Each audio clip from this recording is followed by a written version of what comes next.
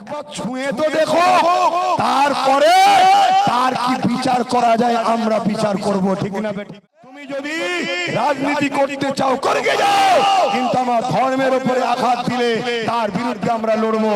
দেশের সংবিধানের উপরে আঘাত দিলে তার বিরুদ্ধে আমরা লড়বো। আজকের কাছে যে যেখান থেকে উলামারা দেখছেন, সাহস করে বেরিয়ে আসুন। উলামা হযরত, ইমাম সাহেব, নারে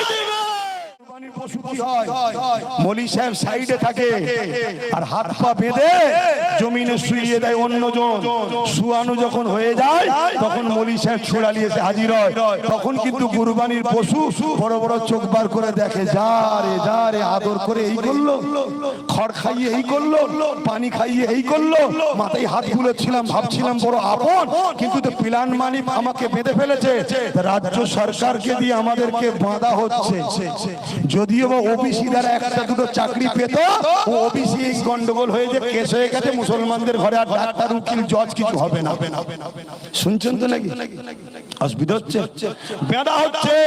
যখন বাঁধা হয়ে যাবে, দিল্লিতে এখন মৌলানা আছে, উনি তখন আসবে পায়জামা পাঞ্জাবি পরে, একদম দেখেছেন তো, ভালোই দাঁড়িয়ে রেখেছে, এসে হাজির হবে জবাই করতে।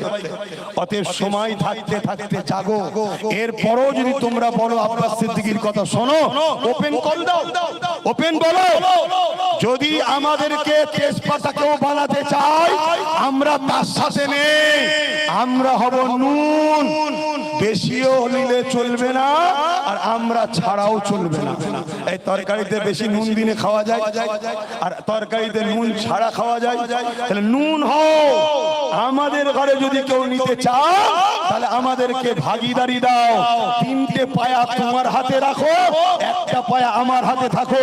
2021 থেকে চিল্লাচ্ছি, আজকে যদি রাজ্য সরকারের তিনটে পায়া থাকতো, একটা যদি আমাদের থাকতো, ওই পায়ায় বসে রাজ্য সরকার বলতে পারতো দিল্লি চলে যাও, তাহলে পা খুলে নিতাম।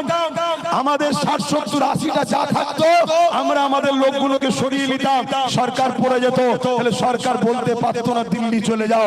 তাহলে আমরা যে শক্তি দ্বারা আমাদের অকাপ গেছে, ওই শক্তি আমাদের দখলের দরকার আছে না? আমি মসজিদ মাদ্রাসার স্বার্থে বলছি, একজন ধর্মগুরু হয়ে বলা অধিকার আছে না? দ্বিতীয় নম্বর কথা, যে আমাদেরকে ভাগিদারি দেবে বাকি জায়গায়, তার জন্য আমরা লড়বো, ঠিক না বেটি? কোন জায়গায় আমরা 60%, কোন জায়গায় আমরা 50%, কোন জায়গায় আমরা 40%, কোন জায়গায় আমরা 35%, কোন জায়গায় আমরা 20%, আছে না? নয় তো বাকি জায়গায় সব পায় আমরা তাকে সাথ দেবো যে আমাদেরকে ভাগ দেবে একটা পায়া। এই ঐক্যের দরকার আছে না? দ্বিতীয় নম্বর কথা, এই আন্দোলনকে রুখতে গেলে সুপ্রিম কোর্টে কেস করতে হবে। 8টা রাজ্য কেস করেছে, তার মধ্যে তেলেঙ্গানা বলে একটা রাজ্য আছে, যেখানে মুসলমান মাত্র 5%, কিন্তু এত মানবিক তারা কেস করেছে কেন্দ্র সরকারের কালা কানুনের বিরুদ্ধে। আর আমার রাজ্য সরকার সুপ্রিম কোর্টে কেস করেছে, কিন্তু যার বিরুদ্ধে মুসলমান এখনো গালিগালাজ করছে, সেই নওশাদ সিদ্দিকী কিন্তু কেস করেছে।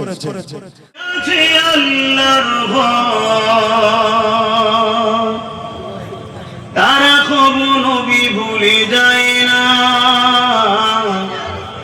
আল্লাহ প্রেম ছাড়া এই দুনিয়া কারো কাছে কোনো কিছু চাই না। যাদের হৃদয়ে আছে আল্লাহর ভয়, তারা কবু নবী ভুলে যায় না, আল্লাহ প্রেম ছাড়া এই দুনিয়া কারো কাছে কোনো কিছু চাই না। রাতের আধারে যার সিজদাতির দু চোখের আশাতে নদী যেন বন, রাতের আধারে যার সিজদাতির দু চোখের আশাতে নদী যেন বন। ছলনার খাঁচানি যতই আসো, ছলনার খাঁচানি যতই আসো, ছলনার খাঁচানি বোঝেন তো? একটা গাড়ি দিচ্ছি, চলে আসো। একটা আলো লাগিয়ে দেবো মাথায়, কাঁই কাঁই কাঁই কাঁই করে আওয়াজ হয়, চলে আসে। এটা পদ দেবো, চলে আসে। এগুলো হচ্ছে ছলনা, আমাদেরকে ইসলাম থেকে বার করার। যতই আসুক, যাদের হৃদয়ে আল্লাহর ভয়, যারা নবী ছাড়বে না, জোরে বলুন সুবহানাল্লাহ। ছলনার ঘাচালি যতই আসুক, পিছনে ফিরো তাকায় না, যাদের হৃদয়ে আছে আল্লাহর ভয়, তারা কবু নবী ভুলে যায় না। আল্লাহ প্রেম ছাড়া এই দুনিয়া কারো কাছে কোনো কিছু চাই না।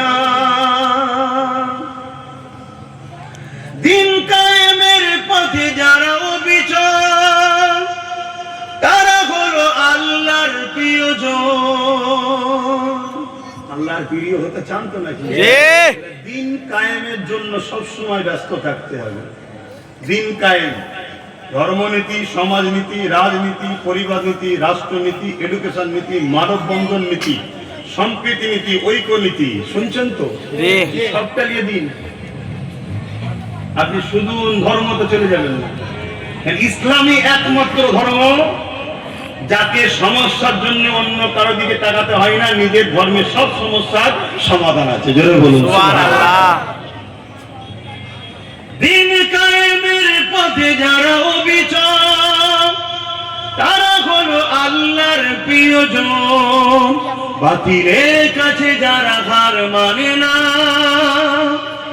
বাতিলের কাছে যারা হার মানে না, সংগ্রাম করে যায় অমরণ, যাদের হৃদয়ে আছে আল্লাহর ভয়, তারা কবু নবী ভুলে যায় না। আল্লাহ প্রেম ছাড়া এই দুনিয়া কারো কাছে কোনো কিছু চাই না।